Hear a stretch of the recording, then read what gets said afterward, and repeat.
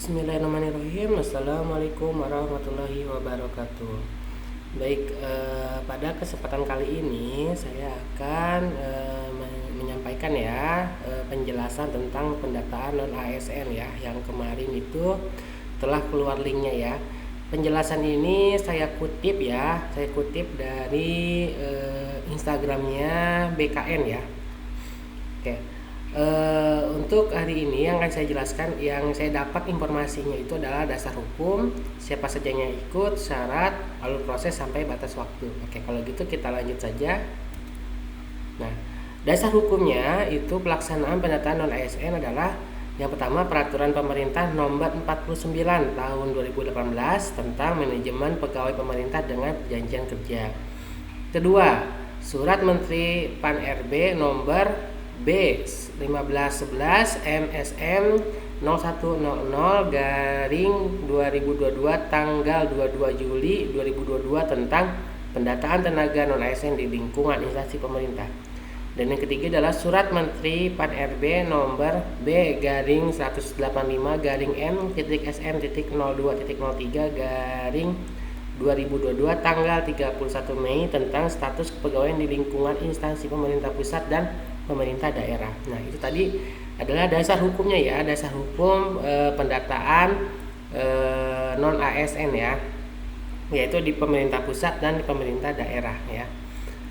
Lanjut adalah siapa saja yang bisa ikut dalam pendataan non ASN. Nah, yang ikut yang jelas adalah tenaga honorer THK 2 yang terdapat dalam database nasional BKN dan pegawai non ASN yang telah bekerja pada instansi pemerintah. Nah, jadi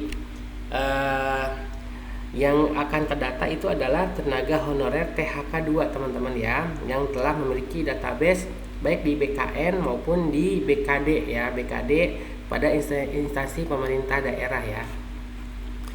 Lanjut, syarat THK 2 dan pegawai non ASN harus yang pertama pembayaran langsung menggunakan APBN instansi pusat dan APBD instansi daerah, bukan melalui mekanisme pengadaan barang jasa individu ataupun pihak ketiga. Jadi jelas ya, gaji yang didapat itu adalah dari APBN ataupun dari APBD ya. Diangkat paling rendah oleh pemimpin unit kerja ya, telah bekerja paling singkat selama 1 tahun pada tanggal 31 Desember 2021. Jadi data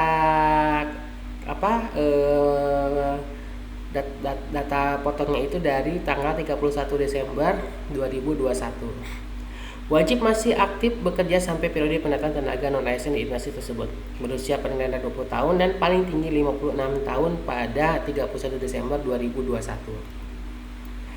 Lalu untuk mekanismenya itu adalah tenaga non ASN wajib melakukan registrasi akun dan pendaftaran pada pendataan tenaga non ASN yang bertujuan untuk mengkonfirmasi keaktifan sebagai tenaga non ASN, melengkapi penyesuaian data yang diinput oleh admin operator instansi, melengkapi riwayat kerja sebelumnya. Bagi tenaga non ASN yang datanya belum terdaftar, maka melaporkan kepada admin instansi pemetaan non ASN untuk didaftarkan. Jadi untuk teman-teman yang belum didaftarkan itu wajib melaporkan diri kepada admin instansi pendataan non ASN untuk didaftarkan ya teman-teman ya. Lanjut, alur proses itu dari instansi dulu ya. Admin operator instansi mendaftarkan tenaga non ASN yang masih bekerja sampai saat ini dan memenuhi persyaratan pendataan tenaga non ASN berdasarkan peraturan ya. Lalu dari instansi ke tenaga non ASN, setelah didaftarkan oleh instansi, tenaga non ASN dapat membuat akun pendataan non ASN. Jadi sebelum teman-teman membuat akun, itu teman-teman akan didaftarkan dulu oleh BKD masing-masing ya daerah ya. Setelah terdapat konfirmasi untuk membuat akun, maka teman-teman bisa langsung membuat akun. Dan yang terakhir, ini jangan sampai terlewat ya, pendataan dimulai dari hari ini ya, dari kemarin tanggal berapa ya, sekitar tanggal 25 Agustus ya, hingga 30 September 2022 prafinalisasi, dan finalnya itu tanggal 31 Oktober 2022. Oke teman-teman, jangan sampai terlewat ya untuk pendataan ini. Dan jika teman-teman belum terdaftar dan merasa memenuhi syarat, teman-teman harus melaporkan diri kepada admin instansi di daerah masing-masing. Cukup sekian dari saya. Wassalamualaikum warahmatullahi wabarakatuh.